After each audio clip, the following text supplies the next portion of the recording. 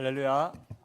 네, 오늘 말씀 함께 은혜로 나누도록 하겠습니다. 오늘 말씀 제목은 예루살렘 교회에서 안디옥 교회로 이 말씀을 함께 은혜를 나누고자 합니다. 지금 우리 다음 세대에 우리 아이들이 수련회 가운데 있습니다. 이제 예배 같이 드리는데 주제가 믿음의 뿌리를 찾아서, 그래서 강경 침례교회 최초 교회에도 가보고, 그리고 또 이렇게 유관순 열사 그 매봉 교회와 그 기념관도 가보고 하면서 우리 침례교회 신앙의 뿌리와 또 믿음의 선배들의 그 자취들을 밟아가는 그런 시간을 가지고 있습니다. 요즘 이제 8.15 광복 80주년을 맞이해서 그 인터넷에 보면 우리 대부분의 독립운동가들이 그 죄수복을 입고 사진을 찍었던 게 그들의 삶의 마지막 사진이었지 않습니까?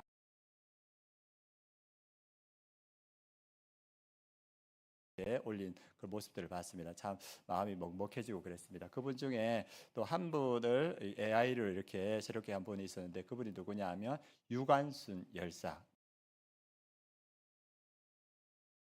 만 17살 때 저 어린 나이에 민족의 독립을 위해서 이렇게 만세 운동을 주도했던 그 유관순 열사. 그래서 그 AI를 이렇게 만세하는 모습으로, 밝은 모습,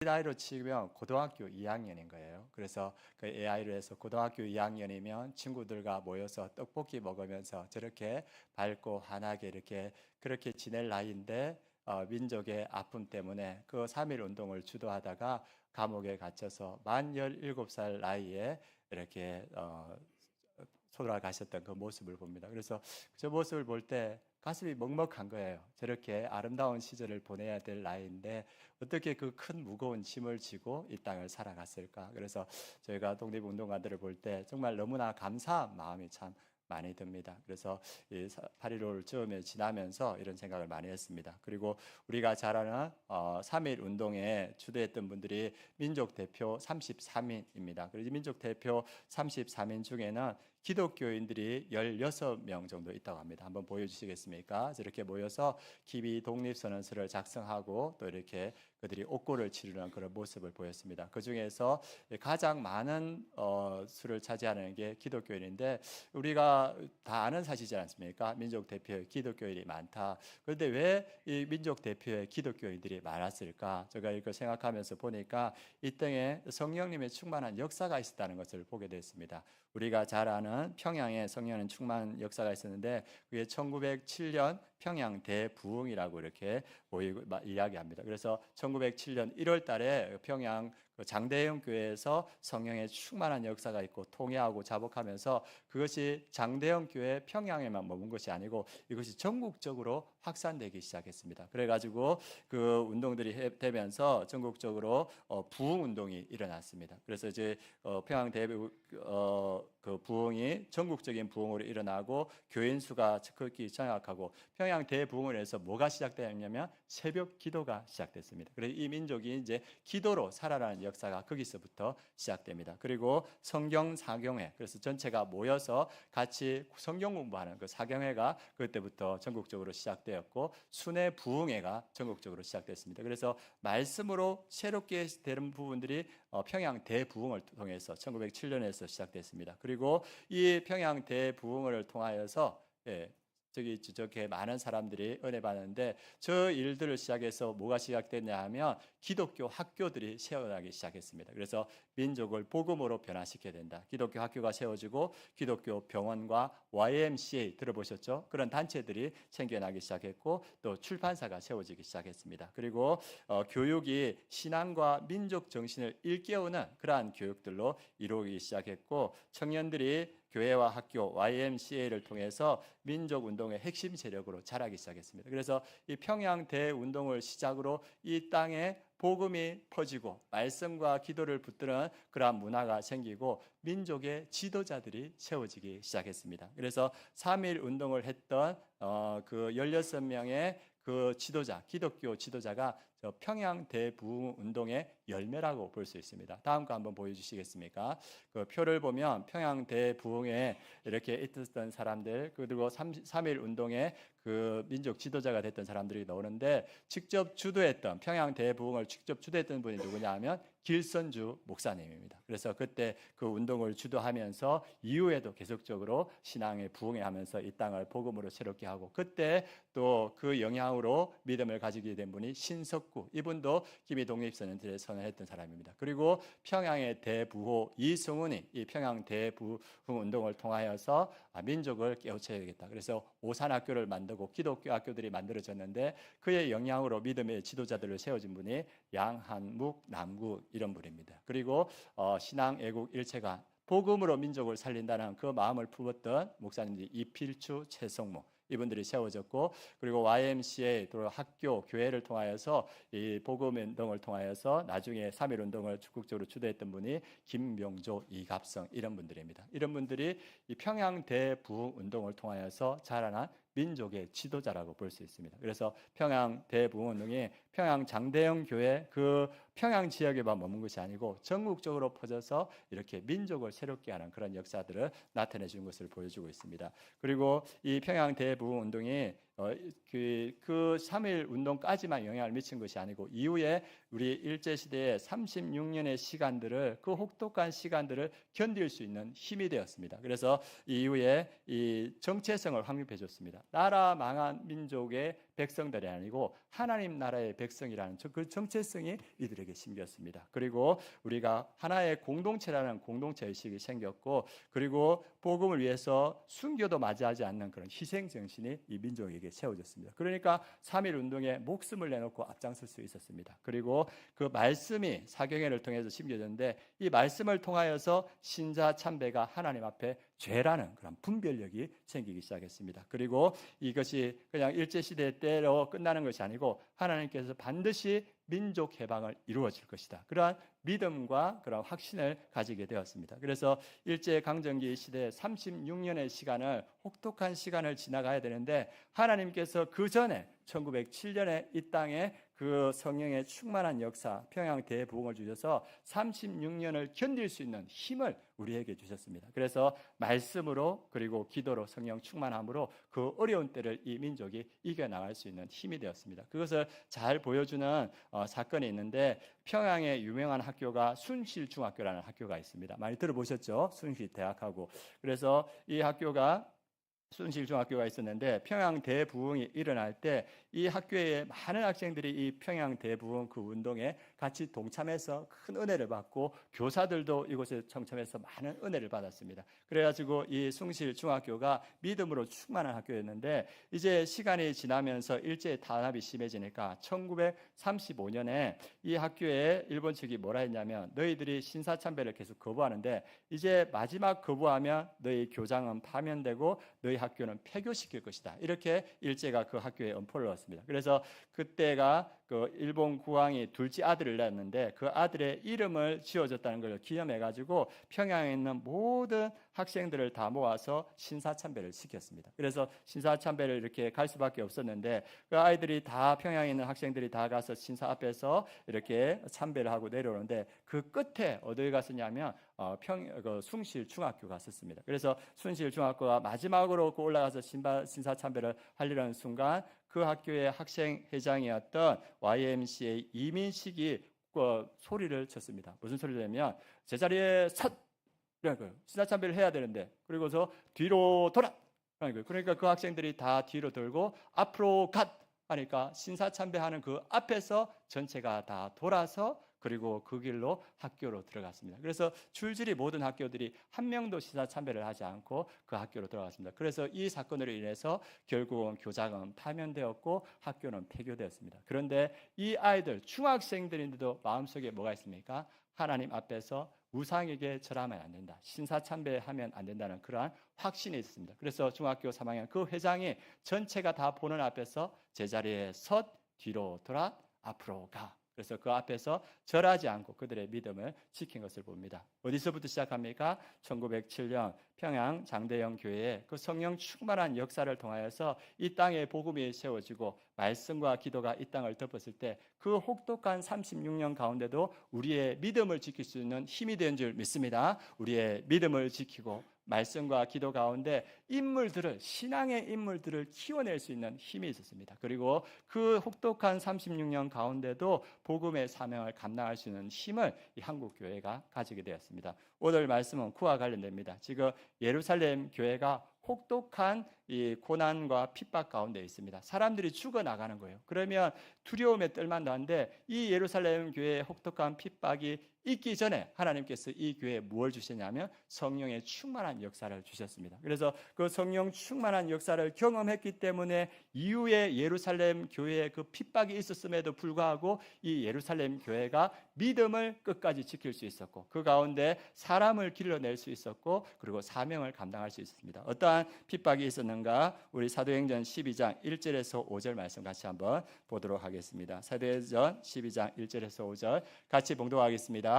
그때 헤롯 왕이 손을 들어 교회 중에서 몇 사람을 해하려 하여 요한의 형제 야고보를 칼로 죽이니 유대인들이 이 일을 기피하는 것을 보고 베드로도 잡으려 할세 때는 무교절 기간이라. 잡음에 옥에 가두어 군인 내식인 네 패에게 맡겨 지키고 6월절 후에 백성 앞에 끌어내고자 하더라. 이에 베드로는 옥에 갇혔고 교회는 그를 위하여 간절히 하나님께 기도하더라. 성령의 충만함을 경험했던 예루살렘 교회에 핍박이 왔습니다. 특별히 야고보의 형제 형제 야고보 사도를 이렇게 죽였습니다. 지도자를 죽인 거예요. 그런데 여기서 끝나지 않고 그 예루살렘 교회의 최고의 지도자인 베드로까지 잡아갔습니다. 죽이려고 하는 거예요. 그러면 성도들의 입장에서는 무엇입니까? 이렇게 리더가 죽었고 또 죽기 위해서 지금 잡혀갔으니까 그 성도들이 흩어질만 하죠. 우리도 잡히면 죽으니까. 그런데 어떡합니까? 그들이 숨어서 성령 충만한 가운데 기도할 때 어떤 역사가 있냐면 하나님께서 천사를 보내어서 베드로를 끄집어내주는 역사가 있습니다. 그래서 이 예루살렘 교회 성령의 충만한 가운데도 말씀과 기도를 붙들었을 때 그들의 믿음을 끝까지 지킬 수 있고 사명을 감당할 수 있었습니다. 그리고 스데반의 죽음을 인해서 이 예루살렘에 있던 모든 성도들이 다 흩어졌습니다. 그들이 베니게와 구브로와 안디옥까지 400km가 넘는 그 길들을 다 쫓겨서 가는데 성령 충만한 그들이 쫓겨가면서도 뭘 하냐면 복음을 전합니다. 그리고 교회를 세우고 시작합니다. 대단하지 않습니까? 죽음을 피해서 쫓겨가는 그 가운데도 복음을 전하고 교회를 세워간다. 어떨 때 그럴 수 있습니까? 성령이 충만할 때 그러한 역사가 있는 줄 믿습니다. 그리고 이들이 간 곳에서 사람들을 세우기 시작합니다. 우리 사도행전 13장 오늘 보면 1절에서 3절 말씀, 사도행전 13장 1절에서 3절 말씀 같이 한번 읽겠습니다. 안디옥에 교회 선지자들과 교사들이 있으니 곧 바나바와 니게리라 하는 시므온과 구레네 사람 루기오와 분봉왕 헤롯의 젖동생 마나인과 및 사울이라.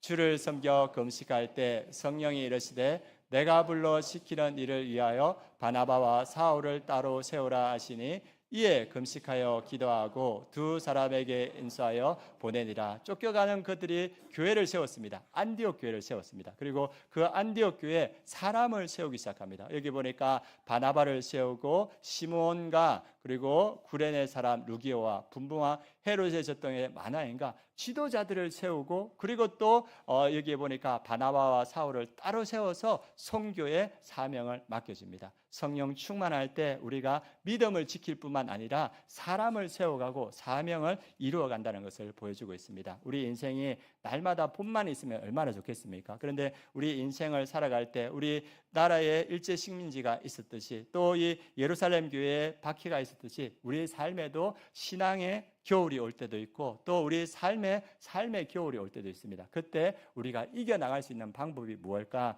제가 한 목사님의 그 설교를 듣는 중에 그분의 삶의 이야기를 듣게 됐습니다. 그분이 빈민촌 목회를 하다가 1974년 1월 17일에 잡혀갔는데 중앙정보부에 잡혀갔습니다. 그리고 그곳에서 혹독한 고문을 받았대요. 그리고 고문을 받아가지고 잘못 고문을 받아가지고 왼쪽 이 가슴이 다쳤다고 합니다. 그래서 그분이 다쳐서 어떻게 됐냐 하면 숨을 쉬는데 바늘로 찌르는 것 같은 고통이 이렇게 나는 거예요. 그래서 그 고문을 잘못 받은 후유증으로 인해서 몸무게가 65kg였는데 37kg까지 몸무게가 빠졌다고 합니다. 그리고 아침에 일어나면 목에서 피가 이렇게 나오고, 그리고 또 눈이 보이지 않고, 그래서 그러한 상황 가운데 있을 때 이분이 너무 아프니까 옆으로 눕기도 못하고 이렇게 하지도 못하고 어떻게 할 수가 없는 거예요. 그래가지고 이분이 찾아낸 자세가 뭐냐면, 어떻게 하면 덜 아프냐 하면 머리를 벽에 박고, 그리고 머리를 밀면서 이걸 잡으면 좀 덜 아프더라고요. 그러면서 아이고 하나님 하면서 이렇게 지내고 있었는데, 이러면 안 되겠다 이래가지고 그 감옥에서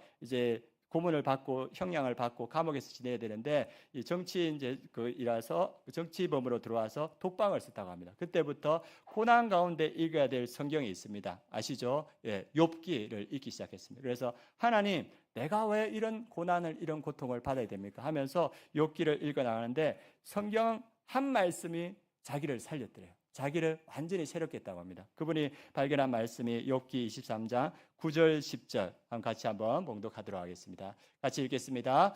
그가 왼쪽에서 일하시나 내가 만날 수 없고, 그가 오른쪽으로 돌이키시나 배울 수 없구나. 그러나 내가 가는 길을 그가 아시나니 그가 나를 단련하신 후에는 내가 승문같이 되어 나오리라. 그래서 이분이 보니까 그가 왼쪽에서 일하시나 내가 만날 수 없고, 그가 오른쪽으로 돌이키시나 배울 수 없구나. 자기의 상황인 거예요. 자기에게 전혀 하나님의 도움이 임하지 않는 것 같은 이 독방에 갇혀서 이 갈비뼈와 폐가 다쳐가지고 숨쉬지도 못하는 상황 가운데 있는데, 그런데 10절에 뭐라 하냐면, 그러나 내가 가는 길을 그가 아시나니. 내 부모도 모르고 내 주위에 있는 모든 사람이 내가 이러한 고통과 아픔 가운데 있는 거 아무도 모르는데 누가 아신다? 하나님이 아신다. 이 성경에 되어 있는 거예요. 그런데 하나님이 내 상황을 다 아시는데 왜 나를 이렇게 어려운 가운데 내두냐? 이분이 깨달은 건 뭐냐면, 나를 단련하신 후에는 하나님이 나를 지금 훈련하고 계시는구나. 하나님께서 나를 훈련하셔서 하나님의 일을 쓰시려고 하시는구나. 그런 믿음이 자기 안에 들어오더랍니다. 그리고 나서 내가 숭문같이 되어 나오리라. 하나님께서 내가 훈련이 끝나면 하나님의 일에 숭문같이 99.9%의 순도를 가진 그 믿음으로 하나님께서 쓰시겠구나. 그런 믿음이 자기 안에 들어오더랍니다. 그때부터 이분의 삶이 달라졌습니다. 그래서 쑤시고 숨을 못 쉴 것 같으면 그분이 하나님께 기도하기 시작했습니다. 뭐라 하냐면, 예수 그리스도 내게 자비를 베푸소서. 성경에 나오는 가장 짧은 기도문입니다. 예수 그리스도 내게 자비를 베푸소서. 그렇게 기도하면서 이분이 삶이 달라지는데, 뭐가 달라졌냐 하면, 이전에는 그 정치범이 하루에 30분 운동하는 시간을 주시는 거예요. 그런데 이제 거기서 간수가 와서 운동하자 하면 옆구리가 너무 아프니까 안 한다고 하면 간수가 지나가는데, 이제 이 말씀을 받고 나를 단련하시는 후에 내가 정금같이 나오리라, 이 말씀을 받고 나서는 자기가 간수를 불렀답니다. 간수를 불러서 같이 운동하러 가자고. 그래가지고 이분이 이 숨쉬기 어려운 그 바늘 같은 통증 같은 있는 옆구리를 잡고 그분이 운동장을 뛰면서 그냥 뛴 것이 아니고, 그가 나를 단련하신 후에는 내가 어떻게 나온다? 정금같이 나오리라. 그 아픈 가슴을 부여잡고 그가 나를 단련하신 후에는 내가 정금같이 나오리라. 그 말씀을 붙들고 그분이 뛰었답니다. 그렇게 뛰어서 뛰는데 어느 날 보니까 저 철조망 밑에 채소밭이 보이더래요. 그래서 내가 눈이 잘 안 보이는 게 이 채소를 못 먹어서 그런가 보다. 그래 가서 채소를 먹으려 보니까 채소가 아니고 토끼풀인 거예요. 그래 토끼풀을 보면서 토끼가 저걸 먹고 안 죽었으면 나도 저거 먹고 안 죽겠지, 그런 마음이 들더랍니다. 그래서 이분이 그 크로바를 뜯어가지고 먹으면서 그냥 먹는 것이 아니고, 나를 단련하시는 내가 정금같이 나오리라, 그렇게 말하면서 먹고 그리고 뛰었답니다. 그렇게 열흘 하고 나니까 이게 좀 낫더래요. 그래가지고 그분이 건강하게 퇴소를 해서 그분이 이제 나와서 주님께서 맡겨주신 사명, 목회의 사명을 감당하고, 그리고 장학금을 주면서 지도자들을 키워나가는 그 일들을 했습니다. 우리 인생을 살아갈 때 우리 인생에 신앙의 겨울이 있습니다. 그리고 우리 삶의 겨울이 있습니다. 그때 우리가 붙들어야 될 게 뭐냐? 말씀과 기도, 순종으로 성령의 충만함을 붙들어야 될 줄 믿습니다. 그때 우리가 그 신앙의 겨울을 넉넉하게 이겨나갈 수 있습니다. 여러분 생각해 보십시오. 독립운동하셨던 그분들 억울하게 감옥에 갇혔을 때 믿음의 선배들이 뭘 붙들었겠습니까? 손양원 목사님도 그 어려운 가운데 말씀을 붙들었다 하더라고요. 길선주 목사님도 그 감옥에서 말씀을 붙들었더라고요. 그들이 뭐라 했으면 나 예수 그리스도 안 믿겠다, 이 한마디면 모든 것이 회복될 수 있었습니다. 그런데 그들이 그 감옥에서 말씀을 붙들었으므로, 그들이 그 감옥에서 기도했으므로 끝까지 그들의 신앙을 지킬 수가 있었고, 그들이 우리의 삶의 표대가 될 수 있었습니다. 우리 인생에 신앙의 겨울이 오고 삶의 겨울이 올 때 여러분들 지금처럼 말씀 붙들기 원합니다. 말씀을 붙드시고 기도하시고 순종하시고 성령 충만함으로 그때를 이겨나가시길 원합니다. 제가 이게 와 보니까 저번에도 말씀드렸듯이 모세와 같은 우리 멘토 목사님이 있는 거예요. 저는 누굽니까? 요성인 거예요. 아직 배워야 될 게 너무 많은 거예요. 그래서 이 성도들을 이끌고 요단강을 건너서 가나안 땅에 들어가야 되는데 이거 어떻게 합니까? 이런 생각이 드는 거예요. 그래서 제가 교회에서 집에 갈 때마다 외우는 말씀이 있습니다. 예, 말씀이 두려워하지 말라, 내가 너와 함께함이라. 놀라지 말라, 나는 내 하나님이 됨이라. 내가 너를 굳세게 하리라. 참으로 너를 도와주리라. 참으로 나의 의로운 오른손으로 너를 붙들리라. 그 말씀을 외우면서 이거 오고 갑니다. 그리고 시편 91편 지존자의 은밀한 곳에 거주하며 전능자의 그늘에 사는 자여, 하나님이 나의 방패가 되시고 나의 손방패가 되시는 그 말씀을 외우면서 이렇게 갑니다. 우리가 여러 가지 어렵고 내 힘으로 감당하지 못할 때 뭘 붙들어야 됩니까? 말씀을 붙들어야 될 줄 믿습니다. 말씀 붙드시고 기도하시고 성령 충만함으로 우리에게 있는 그 어려움들을 이겨나가는 우리 성도님들 되시길 원합니다. 우리 일제시대 때 우리 믿음의 선배들이 그렇게 그 시대를 이겨나갔고, 그리고 사도행전의 예루살렘 교회가 그렇게 그 시대를 이겨나갔고, 지금도 수많은 우리 믿음의 동역자들이 그렇게 말씀과 기도와 성령 충만함으로 이때를 이겨나갑니다. 우리 성도님도 그러한 은혜가 충만하길 바랍니다. 그리고 오늘 두 번째로 이 말씀에서 이제 하나님께서 13장 이전까지는 예루살렘 교회를 썼는데 이제 13장 이후에는 어느 교회를 쓰자면 안디옥 교회를 쓰십니다. 아니, 하나님께서 세우신 왜 예루살렘 교회를 쓰지 않고 안디옥 교회를 쓰시는가? 그것을 우리가 오늘 말씀을 통해서 한번 살펴보자 합니다. 첫 번째는 예루살렘 교회에 제약이 있었는데 어떤 제약이 있었냐면 심각한 박해가 있었다는 겁니다. 앞에도 말했듯이 8장 1절, 사도행전 8장 1절에 보면 그날에 예루살렘에 있는 교회에 큰 박해가 있어 사도 외에는 유대와 사마리아 모든 땅으로 흩어지느라. 그래서 이 예루살렘 교회는 사도 외에는 그 교회에 남아 있을 수가 없습니다. 그래서 다 뿔뿔이 흩어졌고, 이 예루살렘 교회는 이제 뭐밖에 주장할 수 없냐 하면 이 내부 결속, 박해가 너무 심하니까 남아 있는 몇몇을 결속하는 그 사역에 집중할 수밖에 없었고, 그리고 구제에 집중할 수밖에 없습니다. 그러니까 사역을 활발하게 넓힐 수가 있는 상황이 안 됐습니다. 또 두 번째 이 예루살렘 교회의 어려움이 뭐였냐면 이 예루살렘 교회는 유대인들로 이렇게 구성되어 있었습니다. 그러니까 이 유대인들이 모여서 늘 논쟁하는 게 뭐였냐 하면 율법과 할례 문제였습니다. 율법을 지켜야 된다, 할례를 받아야 된다, 그리고 유대적 전통을 지켜야 된다. 이것이 사도행전 15장까지 이어집니다. 그러니까 하나님께서는 예루살렘과 온 유대와 사마리아와 땅끝까지 이르러 복음을 전하라, 그 사명을 줬는데 이 예루살렘 교회는 율법에 매여 있고 할례에 매여 있고 유대인 전통에 매여 있으니까 하나님께서 이 교회를 통해서 힘있게 일할 수가 없는 겁니다. 그러니까 하나님께서 이제 안디옥 교회를 통해서 하나님께서 그 크신 일들을 이루어갑니다. 안디옥 교회의 특징이 뭐냐 하면 개방성에 있습니다. 열려 있는 거예요. 어떤 개방성이 있냐면 우리 사도행전 11장 20절 21절 같이 한번 보도록 하겠습니다. 제가 읽어드리겠습니다. 사도행전 11장 19, 20절 20절 21절 같이 읽겠습니다. 그 중에 구브르와 구레네 몇 사람이 안독에 이르러 헬라인에게도 말하여 주 예수를 전파하니 주의 손이 그들과 함께 하시며 수많은 사람들이 믿고 주께 돌아오더라. 그래서 안디옥에 갔던 사람들이 처음에는 유대인에게 말씀을 전했는데 이후에 몇 사람이 안독에 이르러서 헬라인, 그리스인, 이방인, 이 하나님을 알지 못하는 이방인들에게 복음을 전하기 시작했습니다. 그래서 그 주의 손에 그들과 함께 하심에 수많은 사람들, 이방인들이 믿고 안디옥 교회 안에 들어왔습니다. 그래서 안디옥 교회는 그리스인과 그리고 이방의 많은 사람들이 함께 신앙생활을 하게 된 모습을 보여주고 있습니다. 그리고 그들의 지도자들도 결국은 다양한 사람들이 모였습니다. 우리 사도행전 13장 1절 말씀 같이 한번 봉독하도록 하겠습니다. 같이 봉독하겠습니다.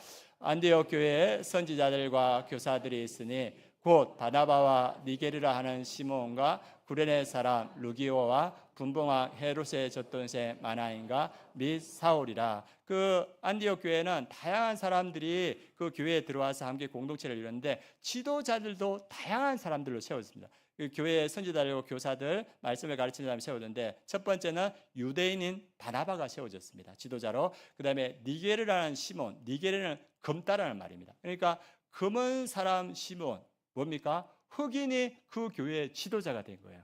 예, 유대인들이 받아들일 수 있습니까? 이게 유대인 예루살렘 교회에서는 받아들일 수 없는 거예요. 그런데 안디옥 교회는 얼굴이 까만 흑인들이 그 교회의 지도자가 되어서 그 교회를 섬기는 겁니다. 그리고 구레네 사람, 구레도 북아프리카 지역에 있는 곳인데 이도 흑인입니다. 흑인인 또 한 사람 루교가 그 교회의 지도자가 되어서 이 교회를 이렇게 섬기는 모습을 보입니다. 그리고 분봉왕 헤롯, 이거는 로마의 권력과 관련된 귀족입니다. 흑인과 유대인과 그리고 귀족과 다양한 사람들이 그 교회의 지도자로 세워졌습니다. 그러니까 이들은 할례 문제, 율법 문제, 유대인 전통 이런 걸 따지지 않는 거예요. 이들은 뭐만 봅니까? 복음만 보는 거예요. 그래, 복음을 위해서 하나님께서 하시는 일이 무엇인가, 그것에 집중하면서 세계 선교에 쓰임받는 그러한 교회가 되었다는 걸 보여주고 있습니다. 그 다음에 이 교회의 특징은 뭐냐 하면, 예루살렘 교회는 사도들이 그 교회들을 이끌어가는 교회였는데, 이 교회는 교회 전체가 성령의 인도하심을 받는 교회였습니다.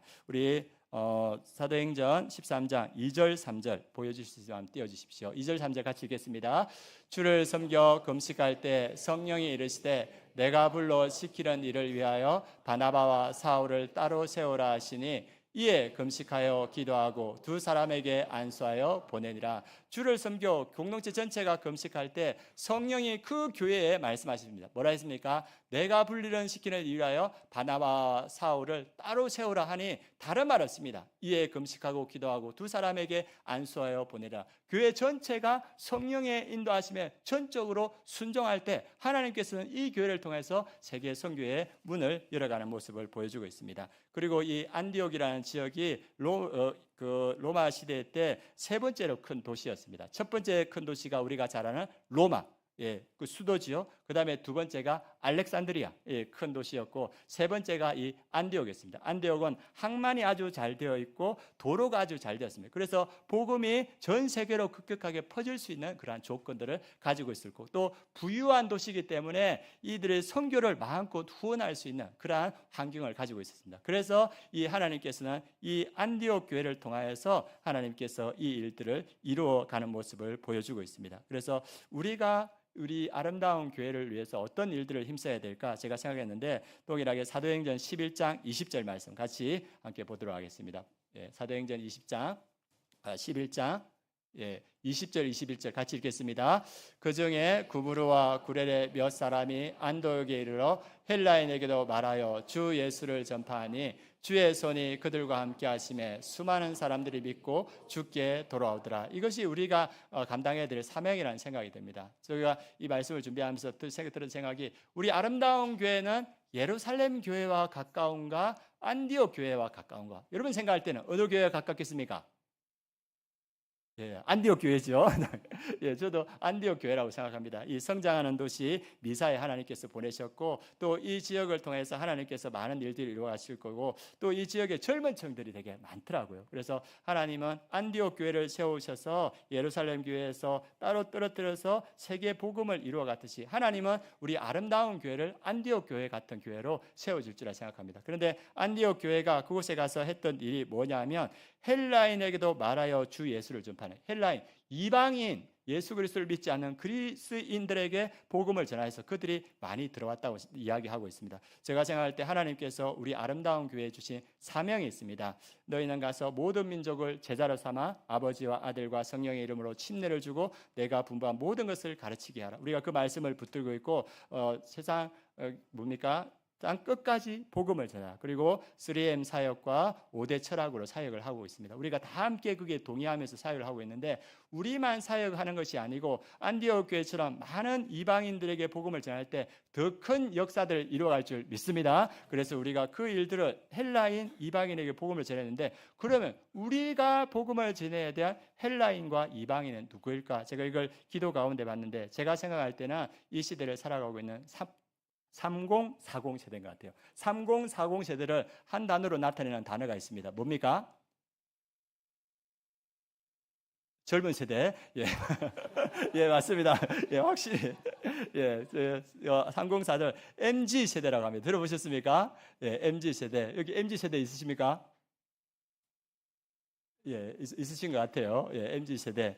예, MZ 세대라고 하는데 저도 이렇게 MZ 세대하고 이렇게 사역을 해봤거든요. MZ 세대하고 사역을 해보니까 우리하고 다른 거예요. 그래서 제가 이제 한마디로 이렇게 뭐가 다를까 했는데 여기에 있는 분들은 50, 60 이렇게 세대들은 율법을 존중하는 세대인 것 같아요. 전통과 가치를 존중하고. 그런데 MZ 세대들은 잘 안 지켜요. 그거 크게 상관없어요. 그래서 우리하고 다르구나 이런 생각이 들었습니다. MZ 세대의 특징, 우리가 복음을 전하고 믿음으로 세워야 될 MZ 세대의 특징이 한 4가지가 있는 것 같습니다. 첫 번째는 뭐냐 하면 이 사람들, MZ 세대 젊은이들은 뭐가 중요하다냐면 상호 소통을 아주 중요하게 생각하는 사람입니다. 그래서 보통 우리가 말 때 아무따 말 들어보셨습니까?